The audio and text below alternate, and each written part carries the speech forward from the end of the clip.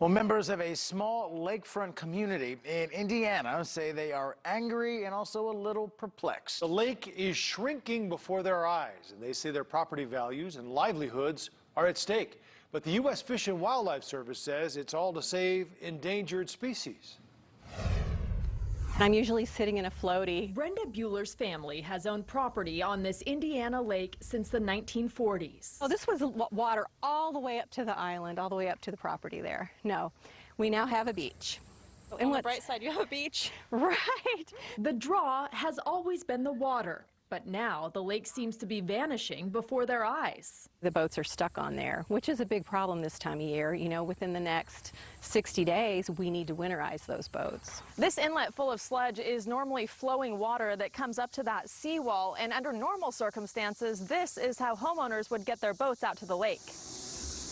The smell is horrible. Bueller and her neighbors are worried about their property values, their boats, their seawalls, their wells, and the backbone of their community's economy, tourism. We're one big community, one big local community, and it hurts. One thing hurts one business, it hurts all of us. Susan Wagner owns this gas station on the lake, already struggling to survive the pandemic.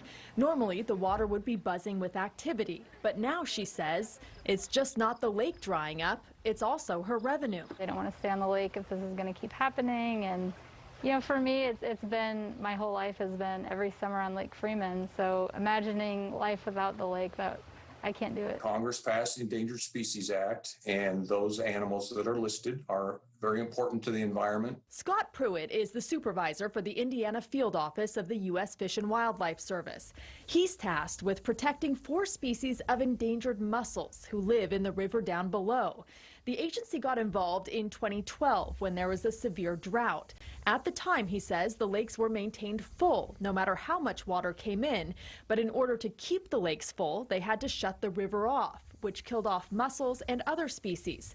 They called in the Northern Indiana Public Service Company, the operator of the dams, and they worked together to mimic the natural flow of the water below the dams. Now that the region is experiencing another drought, the lake levels are going down again. I'm not happy about lake owners being impacted by this. That certainly was not our goal. Our goal is to protect the environment for them and for everyone else in the United States.